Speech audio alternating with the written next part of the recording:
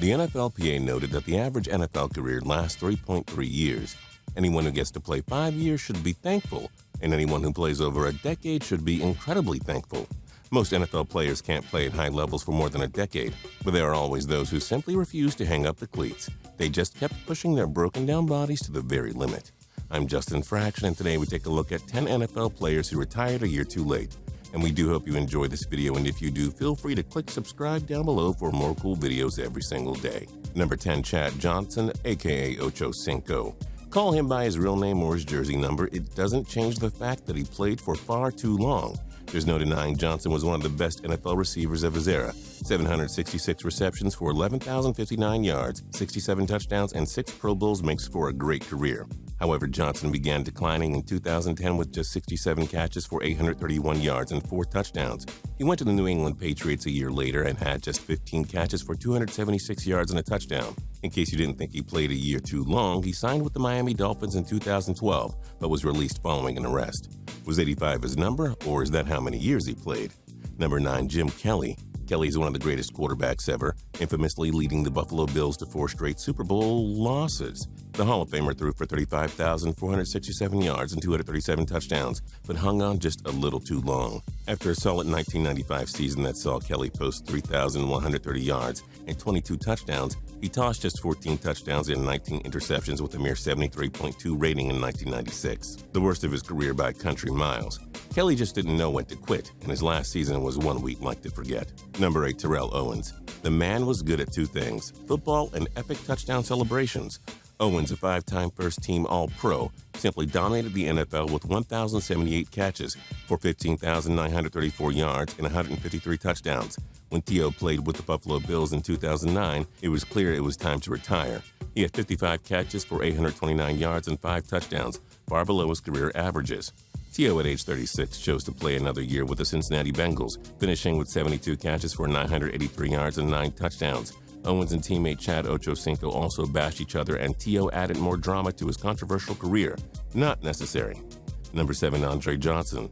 Despite not having a great quarterback throughout his career, Johnson finished with 1,062 receptions for 14,185 yards and 70 touchdowns. He was also a 7-time Pro Bowler.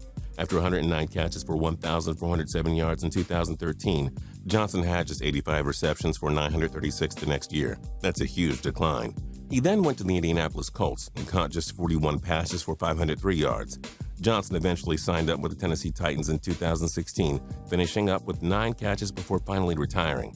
He should probably have just quit after 2014 or 15. Number 6, Jerry Rice. He's without a doubt the greatest wide receiver of all time. Rice won 3 Super Bowls with the San Francisco 49ers. His 1,549 receptions and 22,895 receiving yards and just 197 receptions are all just records among wide receivers.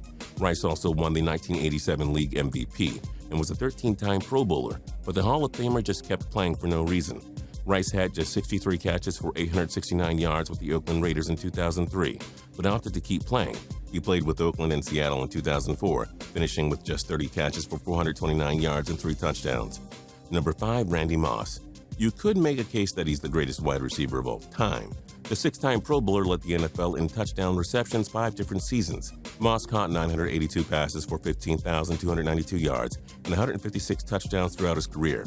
But he played on 3 teams in 2010 and was clearly a shell of his former self. After sitting out the 2011 season, he joined the San Francisco 49ers in 2012. He caught just 28 passes for 434 yards and 3 touchdowns at the age of 35. Is it us, or did he just play too long? Number 4, Jackie Smith. Perhaps the NFL's first true superstar tight end, Smith was a 5-time Pro Bowler and had 480 catches for 7,918 yards and 40 touchdowns. Terrific stats in the 60s and 70s style of football. Smith chose to play just one more year in 1978 with Roger Staubach's Dallas Cowboys for a chance to win his only Super Bowl. He didn't have a catch-all season. He then had that infamous career-defining drop in the Super Bowl. Sadly, the Hall of Famer is now best remembered for that mistake. He should have retired when his body was done.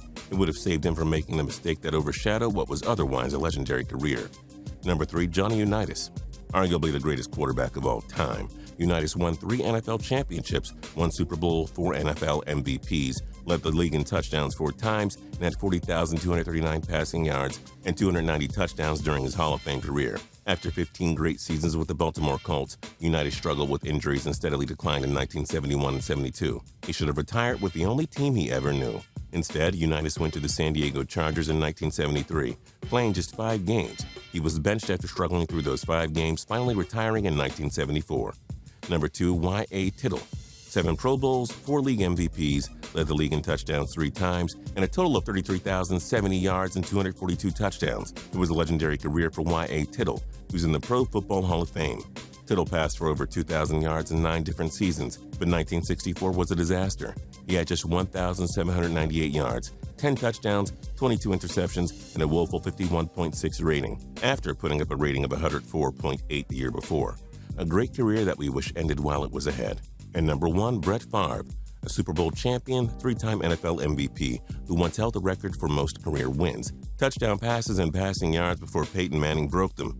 Oh, and Tom Brady has the most wins now. We thought Favre would retire in perhaps 2006 or 7, but he didn't.